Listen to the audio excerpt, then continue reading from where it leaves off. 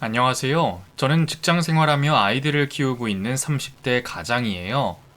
결혼한 지 이제 10년이 다 돼가고 아이들도 초등학교에 들어가서 이제 겨우 한숨 돌리나 했더니 물가가 너무 올라서 또 걱정이 늘어지는 요즘입니다.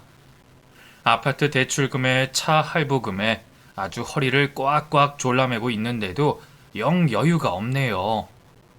돈 때문에 걱정인 아내는 요즘 같은 시기엔 혼자 사는 것도 좋겠다며 솔로인 처제를 부러워하는데, 글쎄요, 아내가 처제가 당한 일을 겪는다면 멀쩡하게 살 수 있을까 싶은 생각도 드네요. 저희 처제가 지금은 편하게 보일지라도 예전에 진짜 엄청난 일을 겪었거든요. 형부된 입장에 얼마나 안 돼 보이던지. 오늘 처제 이야기를 해볼까 하고 사연을 보내봐요. 집집마다 사연 없는 집 없다는데 우리 처제의 사연도 잘 들어주세요. 저와 와이프는 같은 고등학교를 나왔어요. 어릴 때부터 한 동네에서 살면서 친구로 같이 놀다가 중학생 때 잠시 따로 놀았고 고등학생 때 다시 어울리게 됐는데 제가 아내를 좋아했거든요. 그래서 2학년 때 고백을 했어요. 그런데 아내가 선뜻 제 고백을 받아주더라고요. 진짜 사귀게 될 줄은 꿈에도 생각 안 했는데 용기 있는 자가 미인을 얻는다더니 그 말이 맞는지 우리는 사귀게 됐고 그 인연이 지금까지 이어오고 있어요. 뭐 결혼도 했고 자식도 낳았으니 큰 문제가 없다면 죽을 때까지 인연이 이어지겠죠. 그럴 가능성이 다분해 보이고요. 제가 아직도 와이프가 너무 좋아서 없으면 안 되거든요. 연애 때처럼 설레임이 계속되는 건 아니고 그냥 아내가 곁에 없으면 불안해요. 분리불안처럼요. 웃기죠? 그래서 아내가 저더러 남편이 아니고 아들이라고 그래요. 집에서도 얼마나 잔소리를 많이 하는지 그래도 그 소리를 듣는 재미가 이제는 생겼습니다. 지고 사는 게 또 마음이 편하고요. 고등학교 때부터 사귀다 보니 저희는 양가 어른들도 잘 알고 지냈고 집안에 기념일이 있으면 가족처럼 함께 기념을 했어요. 여름에 가끔 두 집이 같이 휴가를 갈 때도 있고 부모님끼리 해외여행을 가시는 경우도 있었고요. 모두 저희가 연애할 때부터 자연스럽게 가까이 지냈기에 지금도 양가 어른들이 서로 가까우세요. 그래서 숨길 것도 없이 집안사를 모두가 공유를 하게 됐는데 양쪽 집안 다 막내딸들이 소란을 만드는 주범이었어요. 처가도 저희 집도 자식이 둘이거든요. 저랑 아내랑 첫째고 밑에 여동생이 하나씩 있는데 먼저 문제를 만든 건 제 여동생이었어요. 뭐? 네가 뭘 했다고? 엄마, 미안해. 그러니까 네가 임신을 했다고? 애를 가졌다는 거야? 응, 사주래. 뭐? 임신? 너 이 자식? 아빠 미안해. 잘못했어요. 아이고 두야. 누구야? 너 임신시킨 놈이 누구냐고? 앞장서! 어서 앞장서! 대학을 졸업하지도 않은 여동생이 남자친구와 연애를 하다가 임신을 해버린 겁니다. 부모님은 물론이고 저도 난리가 났죠. 막내에다가 딸이잖아요. 게다가 대학을 졸업하지도 않은 어린 나이에 임신이라니 저희 엄마가 뒷목을 잡고 넘어가실 만한 일이었어요. 동생은 엉엉 울면서 임신 사실을 알렸는데 이 괘씸한 놈이 코빼기도 안 보이고 동생을 앞세워 집안에 알리게 한 겁니다. 얼마나 화가 나고 분통이 터지던지 저희 아버지도 난리가 나셨고요. 결국 그날 동생을 통해 그 인간을 불러냈고 저희 집에 오게 했어요. 아버님 죄송합니다. 너 이게 죄송하다는 말로 해결될 일이야? 어디 책임도 못 질 일을 만들어? 아닙니다. 책임지겠습니다, 아버님. 이제 군대 제대하고 복학한 놈이 어떻게 책임지겠다는 거야? 돈벌이도 없으면서. 우선 저희 집에 알리고 부모님께 도와달라고 하면 이런 나약해 빠진 놈 같으니 기껏 해결한다는 게 네 부모님한테 알리는 거냐? 아버님, 결혼하겠습니다. 제이랑 결혼하겠습니다. 허락해 주십시오. 내가 널 어딜 보고 내 딸을 줘, 이놈아? 네? 죄송합니다, 아버님. 연애한 지 이제 겨우 반년이 됐다는데 제 여동생이 덜컥 아이를 가져버린 겁니다. 아이 아빠 되는 놈이 개차반 같은 놈이면 당연히 동생을 병원으로 데리고 가야겠지만 부모님 마음에 이러지도 저러지도 못하는 상황이었어요. 기껏 대학 공부까지 했는데 직장 생활 한번 안 해보고 시집을 가야 하는 것도 속이 상하고 애아빠라는 놈이 같은 대학생이라 더 깝깝하고 고민이 많으셨죠. 그래도 부모님은 이미 생긴 생명을 함부로 할 수도 없어 결국 상대 측 부모님을 만나 상의를 하셨고 긴 상의 끝에 둘을 결혼시키기로 했어요. 들어보니 그 집이 자식이 귀한 집안이었어요. 그 집 어른도 애아빠 되는 사람도 다 외동이더라고요. 손이 잘 안 생기는 집안이라 여동생이 임신을 했다고 하니 부모님이 오히려 반기는 분위기였어요. 정말 천만다행이었죠. 그래서 둘은 결혼을 하기로 했고 저보다 훨씬 일찍 여동생은 결혼을 하게 됐어요. 그때 태어난 조카가 지금 중학생이에요. 저희 집 큰애는 이제 초등학교 2학년인데 말이에요. 아이를 일찍 낳아서 그런지 동생은 나이를 먹는 것 같지도 않아요. 그리고 요즘 아이들이 키가 빨리 크잖아요. 조카가 아들인데 지 엄마보다 더 커요. 그래서 둘이 같이 다니는 걸 보면 엄마 같지도 않고 큰 누나 같다니까요. 뭐 관리도 하겠지만 여튼 보기가 아주 좋아요. 동생의 임신 소식에 부모님도 저도 많이 놀랐지만 그래도 동생은 마무리가 잘 된 케이스였어요. 결혼 이후 지금까지 아들 하나 낳고 잘 살고 있고 동생도 일을 시작해서 자기 커리어를 쌓고 있는 중이고요.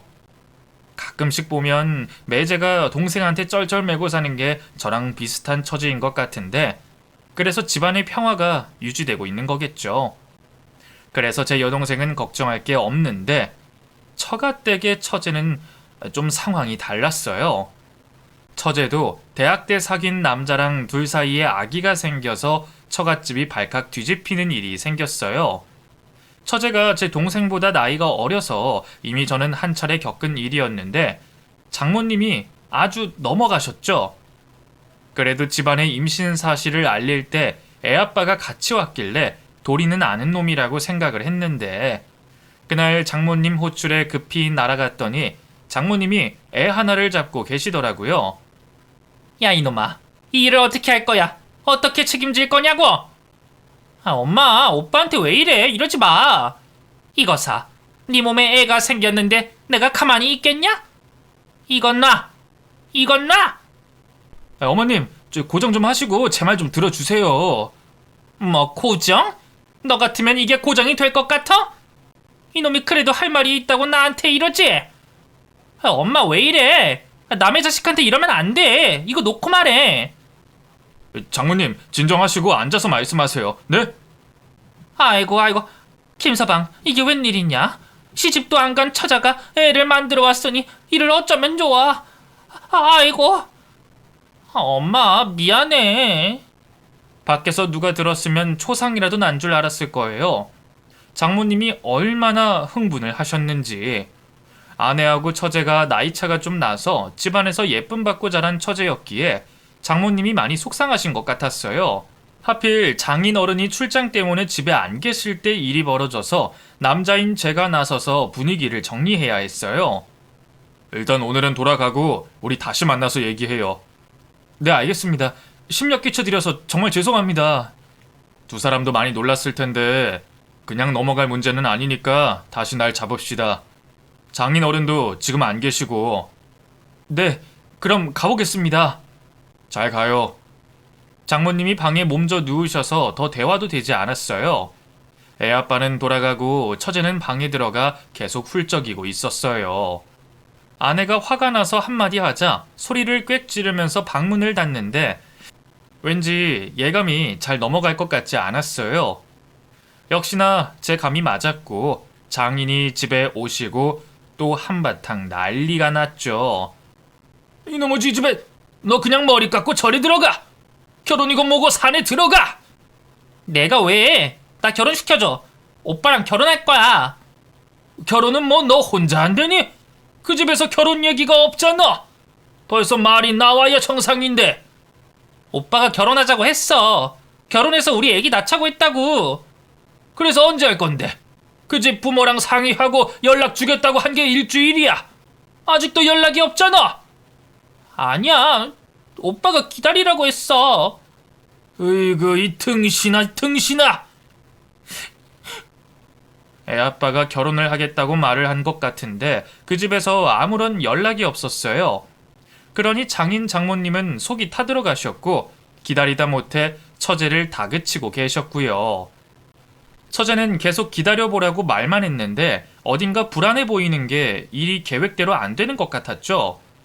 도와주고 싶었지만 알아서 하겠다며 날을 세우니 어찌해줄 방도도 없었고요.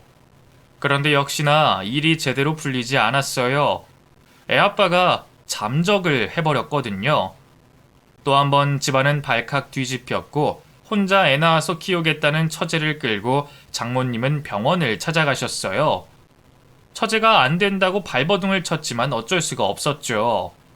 아이에게는 미안하지만 그렇다고 결혼도 안 했는데 혼자 자식을 낳고 사는 건 장인 장모님 입장에 있을 수 없는 일이었어요. 처제는 좀 어때? 몸 괜찮대? 몰라. 방에 들어가서 밖에 안 나온대. 밥 먹으라고 해도 안 먹고 죽 넣어줘도 손도 안 댄대.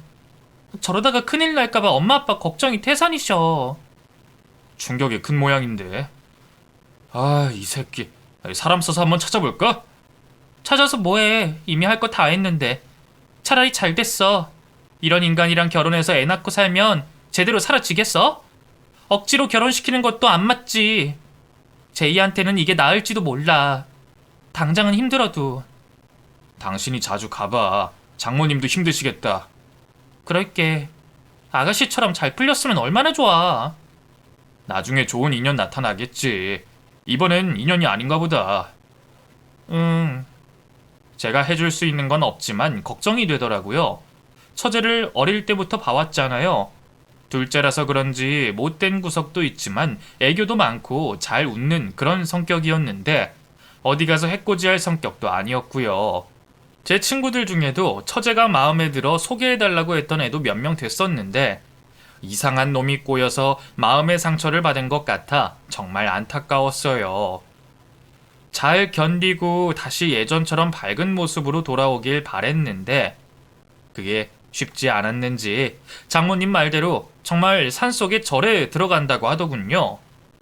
뭐? 절에 간다고? 그럼 비구니 같은 거 되는 거야? 이 사람이 뭐래? 비구니는 무슨 그냥 머리 식힐 겸 절에서 몇 달 지내다가 온다고. 아, 그런 뜻이었어? 어디로 가는데? 아무 절에나 가면 안 되는 거 아니야? 아빠 집안에 절에 계신 분이 있어서 거기에 간대. 집에 혼자 있는 것도 싫어하는 애가 절에 들어간다니 어지간히 힘든 모양이야. 왜 안 그러겠어. 보통 일도 아니고. 장모님 또 아르시겠는데? 아휴, 자식이 뭔지. 저희 장모님이 와일드해 보이셔도 마음이 참 여리신 분이세요. 약한 모습 보이기 싫어서 일부러 크게 행동하시는 부분도 없잖아 있는데 막내딸 절에 보내고 또 혼자 얼마나 자책을 하실지 안 봐도 상상이 되더라고요.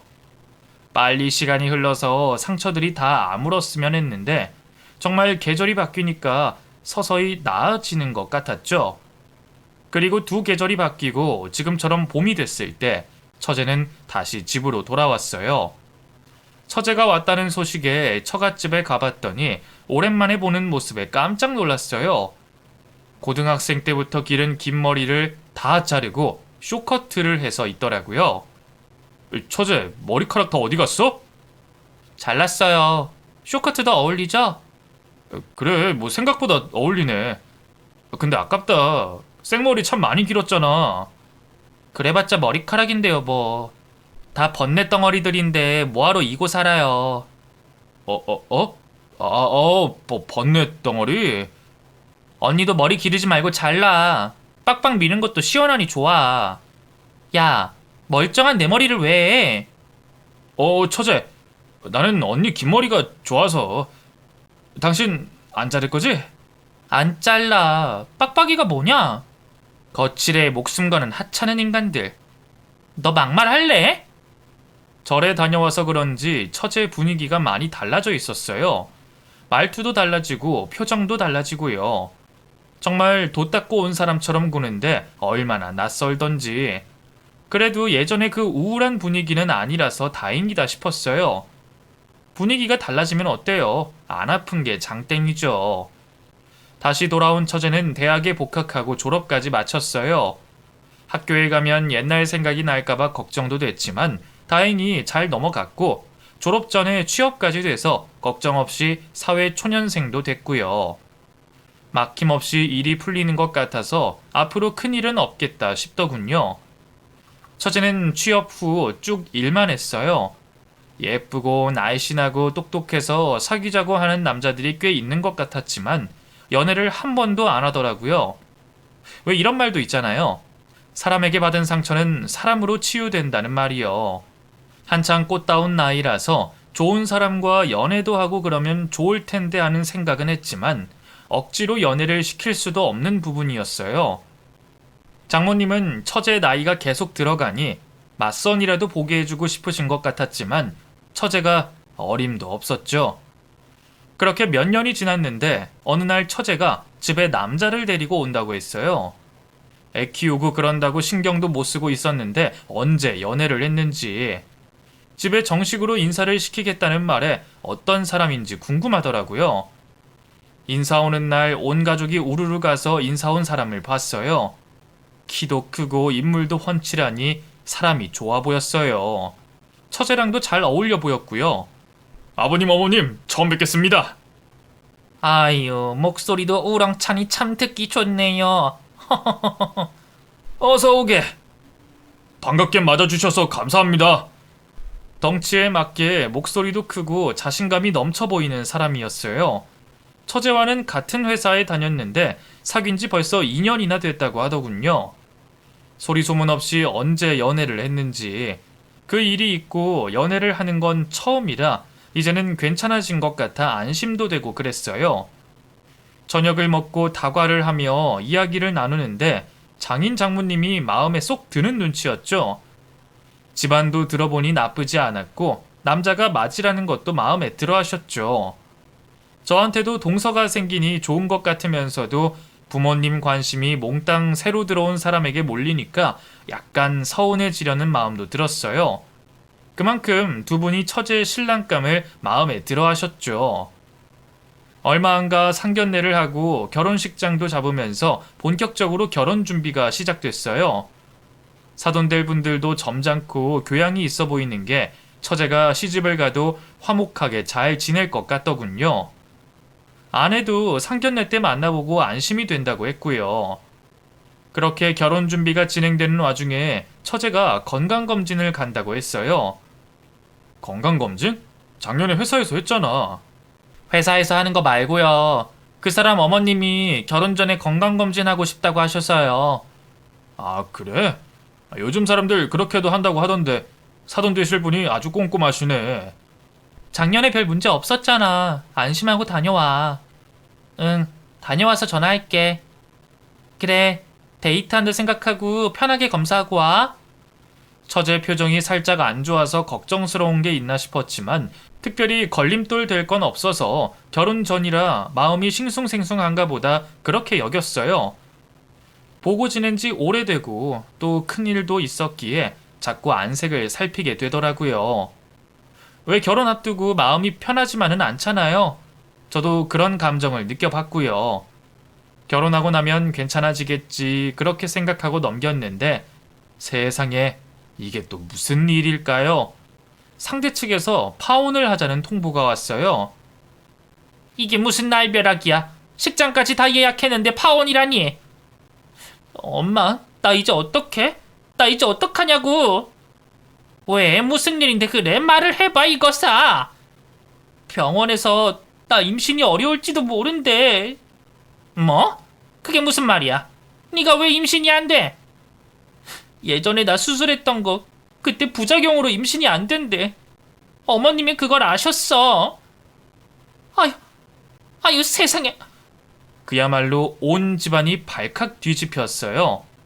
건강검진하면서 산부인과 검사도 한 모양인데 문제가 발견돼서 정상적인 임신이 어려울지도 모른다는 의사 소견이 나온 거죠.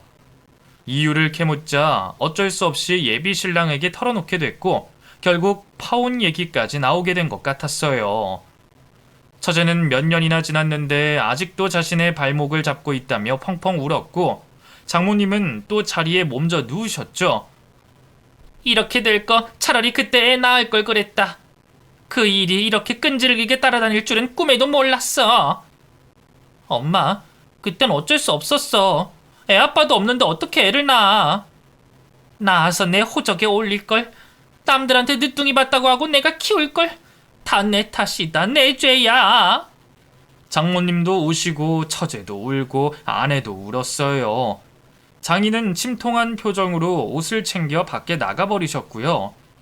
그 당시에 어떻게 하는 게 좋은 일이었는진 모르지만 장모님도 처제도 상황에 맞춰 최선을 다했을 뿐이었어요.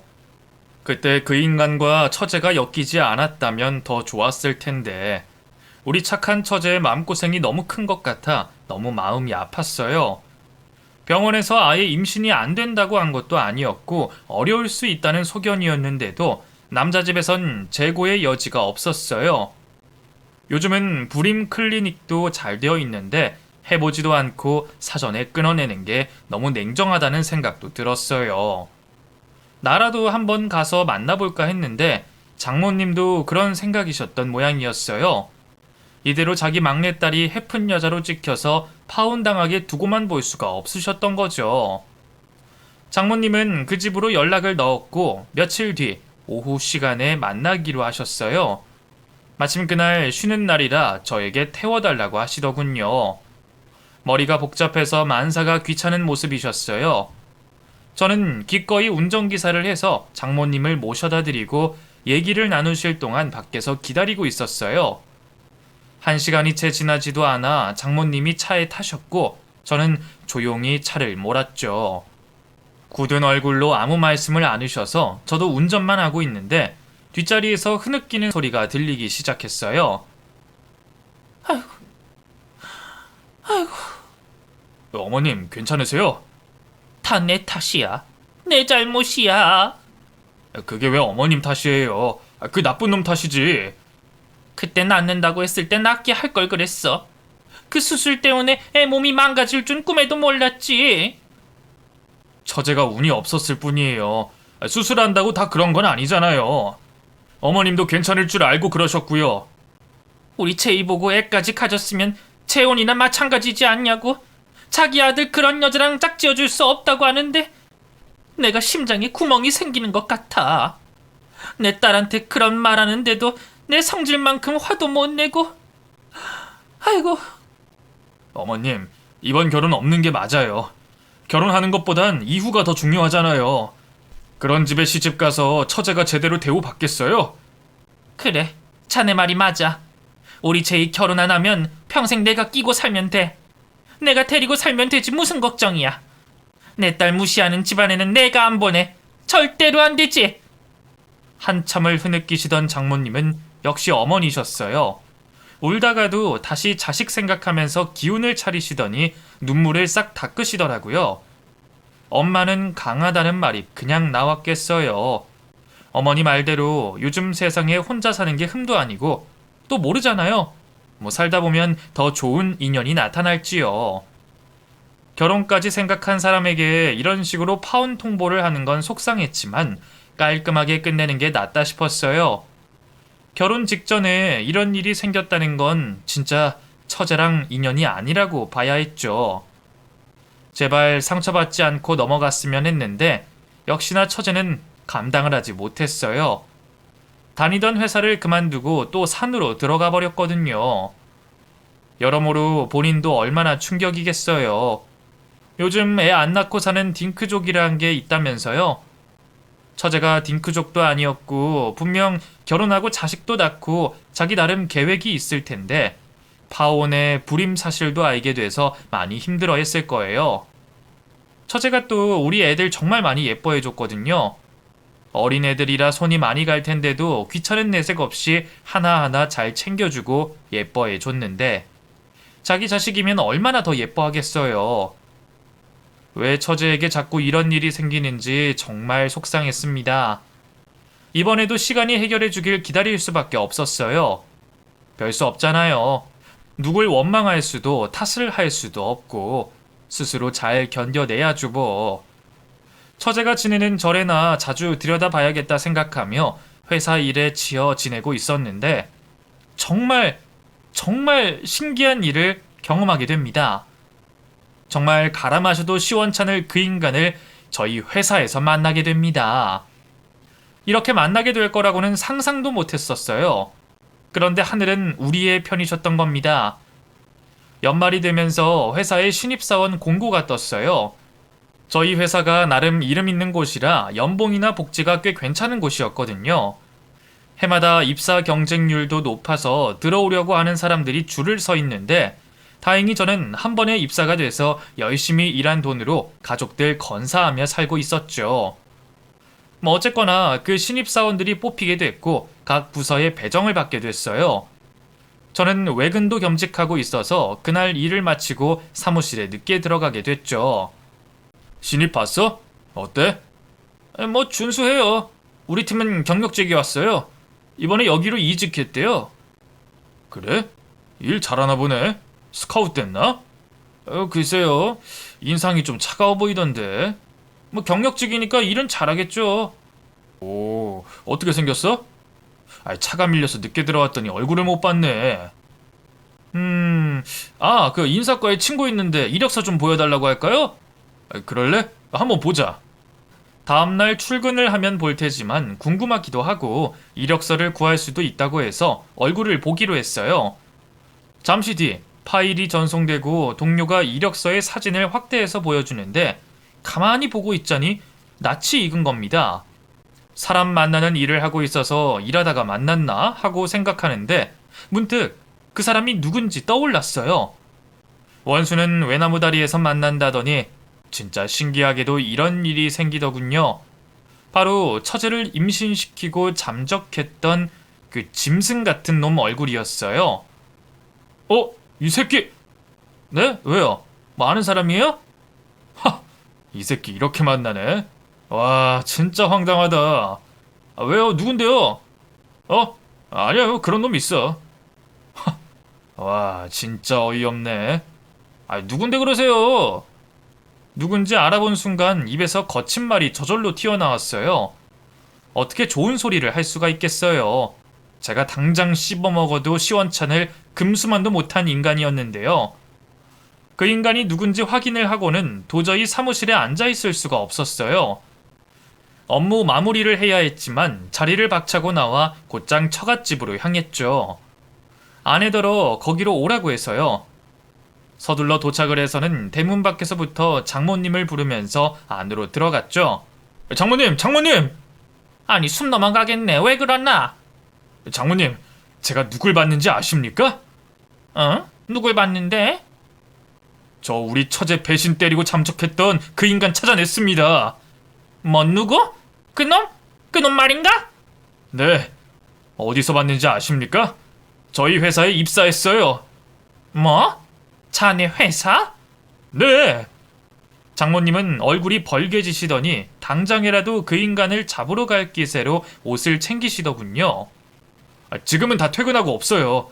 가셔도 내일 가셔야지. 이 인간을? 이건 필시 하늘이 도운 거다. 안 그러면 그 인간을 이렇게 찾을 수 있었겠어? 그렇죠. 제 생각도 그렇습니다. 우리 처제 이제 하늘 풀 수 있게 됐어요. 그래. 제이한테 얼른 연락 넣게.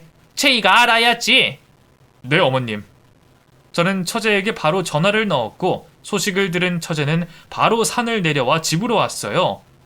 전화를 받고 급하게 왔는지 승려복 비슷한 회색 옷에 머리까지 빡빡 깎아서 누가 봐도 비구니 같은 모습이었죠. 너 머리는 또 왜 그래? 또 잘랐어? 거슬려서 밀었어. 처제 자꾸 왜 그래? 진짜 스님이라도 될 생각이야? 형부, 나 그 인간 용서하고 못 살아요. 그놈 인생도 망쳐놓을 거라고요. 그 인간 때문에 나 불임까지 되고 절대로 용서 못해요. 절대로. 그래, 당연하지. 그 인간 잡아서 무릎 꿇게 해야지. 처제, 울지 마. 하늘도 우리 편이야. 이렇게 그놈 찾게 될 줄 어떻게 알았겠어. 울지 마, 응? 얼마나 벼렀는지 울면서도 처제의 눈에 광기가 보이는 것 같았어요. 마음을 다스린다며 산에 갔지만 쉽게 되지 않았는지 여전히 화가 잔뜩 나 보였고요. 왜 안 그러겠어요? 그 인간 때문에 인생이 꼬일 대로 꼬였는데 말이에요. 장모님과 처제는 다음날 일찍 제가 출근하는 시간에 같이 회사로 출동을 했어요. 그래도 제가 근무하는 회사라 사무실 층까지는 들어가지 않고 지하 주차장 앞 엘리베이터에서 자리 잡고 그 인간을 기다렸죠. 저도 두 사람 곁에 서서 같이 기다리고 있는데 멀리서 그 인간이 딱 눈에 들어왔죠. 처제도 바로 알아보고는 레이저가 나올 듯이 노려봤고요. 그러자 시선을 느꼈는지 이쪽으로 쳐다봤는데 우리를 발견하고는 얼굴이 사색으로 변하더군요. 너 거기서! 야! 안 서! 이 금수만도 못한 놈아! 거기서! 제이, 너는 여기 왜 나타난 거야? 너 잡으러 왔다. 왜? 아, 이상한 사람들이네. 거기 안 서? 저리 가! 바로 뒤돌아 도망을 가는 그 인간을 잡으러 셋 다 뛰었어요. 그래도 남자인 제가 둘을 제치고 앞서 뛰었지만 거리가 있어서 그 인간을 놓치고 말았죠. 얼마나 발이 빠른지 도망 하나는 기가 막히게 가더군요. 눈앞에서 놓친 장모님과 처제는 분해서 어쩔 줄 모르고 씩씩거렸어요. 혹시나 해서 계속 기다렸지만 무단결근을 하려는지 출근 시간이 지나도 코빼기도 보이지 않더군요. 별 수 없이 두 사람은 집으로 돌아가고 저는 사무실로 들어갔어요. 그 인간은 결국 무단결근을 해버렸고요. 자기 잘못은 아는지 도망가는 걸 보니 웃기지도 않았어요. 요놈을 어떻게 요리하면 좋을까 아내와 의논을 한다고 제대로 잠도 못 자고 다음 날이 됐어요.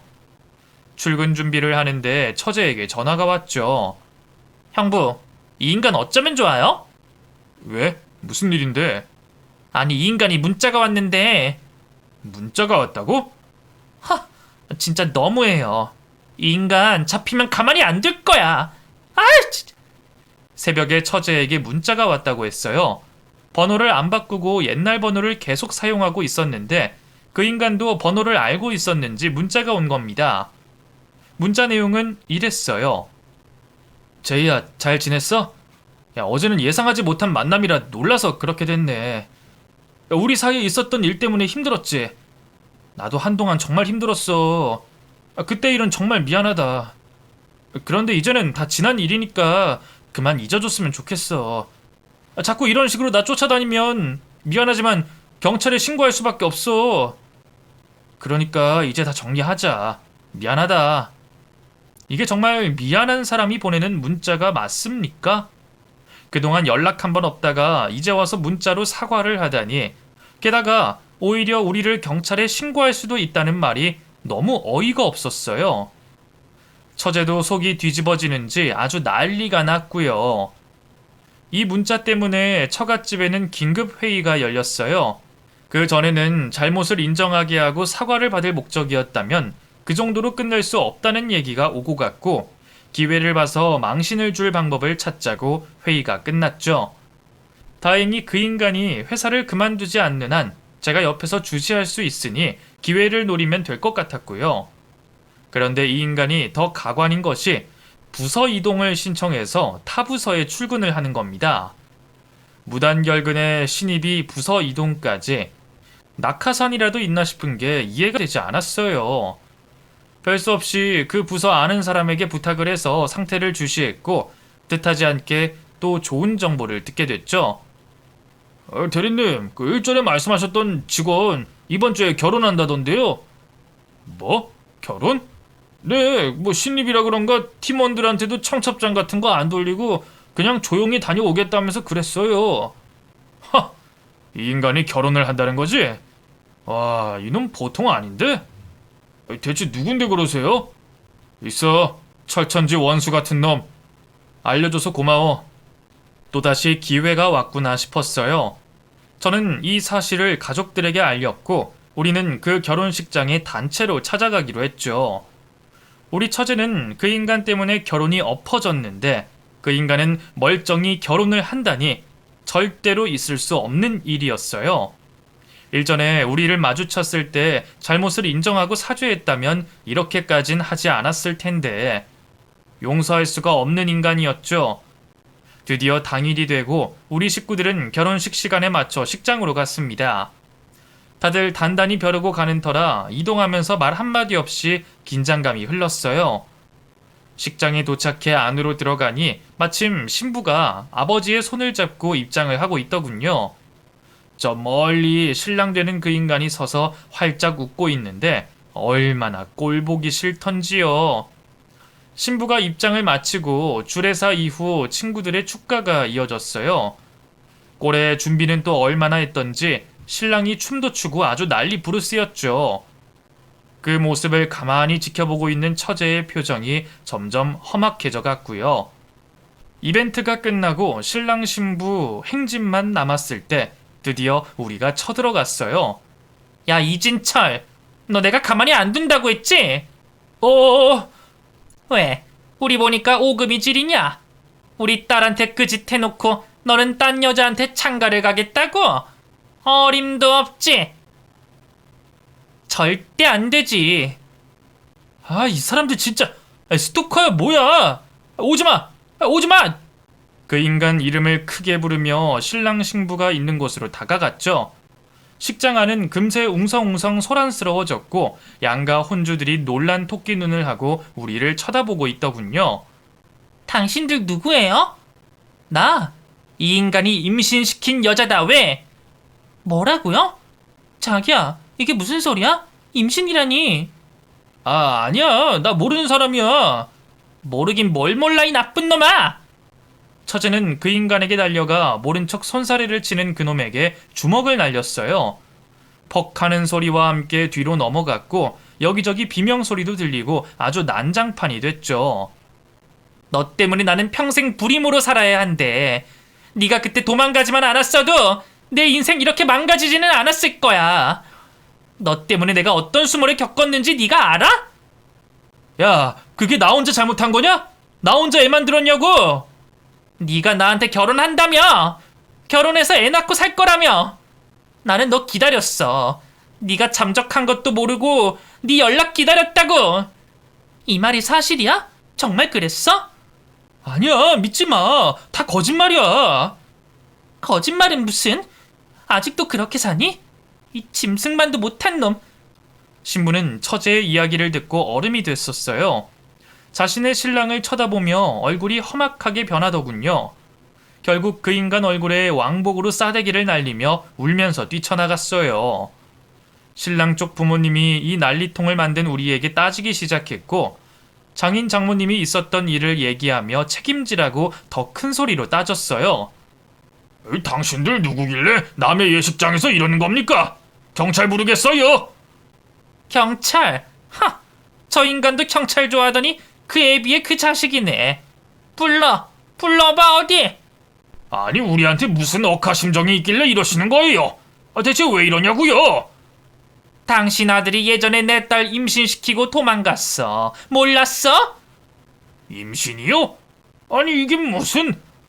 근데 그 일 때문에 내 자식 평생 불임이래. 불임이라서 파혼도 당했고. 어쩔 거야? 내 딸 인생 어쩔 거냐고? 이게 대체 무슨 일이야? 자신의 아들이 한 짓을 듣고는 충격을 받았는지 의자에 쓰러질 듯 앉더군요. 그 인간은 여전히 아니라고 발뺌을 했지만 목소리가 점점 수그러들었어요. 더 이상 변명이 안 먹힌다고 느낀 모양이었죠. 여차하면 제가 나서서 주먹이라도 날릴까 했지만 아내와 처제가 이미 제압을 한 상황이었어요. 이미 결혼식은 엉망이 됐고 신부 측 혼주와 신부는 사라지고 없었죠. 하객들은 불구경하듯이 우리를 쳐다보며 수군거렸는데 워낙에 우리 가족이 기세등등하니 친척들도 나서지 못하고 있더군요. 잠시 뒤 다시 만나서 얘기를 하자며 일단 철수를 했어요. 집으로 돌아오는데 속이 얼마나 시원하던지 오랜만에 처제도 개운한 표정이었죠. 그 일이 있고 그 인간이 처갓집에 찾아왔어요. 그 인간 부모님과 함께요. 그 사람들은 아무것도 몰랐다며 자신의 아들이 한 짓을 너무나 부끄럽게 생각하고 있고 정말 큰 죄를 저질렀다며 용서를 구했어요. 그리고 그 인간은 처제에게 무릎을 꿇고 사죄를 구했고요. 그 모습을 보며 처제가 억눌린 울음을 토해내는데 곁에서 지켜보다가 마음 아파 죽는 줄 알았습니다.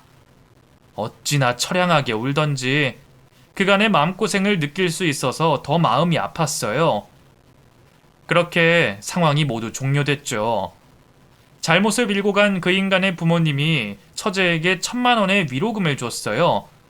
아들 잘못 키웠다며 자신들을 용서하라면서요. 그렇게 묵은 감정들을 정리했죠. 이후 그 인간은 회사를 그만뒀고 산에 갔던 처제는 다시 집으로 돌아왔어요. 곧바로 직장을 구하고 일상으로 돌아왔죠. 지금은 고양이 한 마리 키우면서 장인 장모님과 함께 살고 있어요. 때마다 여행을 다니면서 여유롭게 살고 있는데 어느 때보다 표정이 많이 밝아서 이제는 다 정리가 된 것 같아 안심이 됩니다. 오히려 제 아내는 애들 때문에 치여 산다고 처제처럼 혼자 살고 싶다는 말도 해요. 그러면서도 제일 먼저 가족들을 챙기는 든든한 아내이자 엄마로 지내고 있고요. 이제는 처제도 행복해졌으면 좋겠어요. 이왕이면 인연도 만나 가정을 이루고 사는 것도 보기 좋을 것 같고요. 인생에는 고통 질량의 법칙이 있다는 말도 있던데 평생 아프고 힘든 일 미리 당겨 했으니 남은 인생 웃을 일만 가득했으면 정말 좋겠습니다. 제 이야기는 여기까지예요. 긴 이야기 들어주셔서 고맙습니다. 해가 길어졌는데 환절기 감기 조심하십시오. 감사합니다.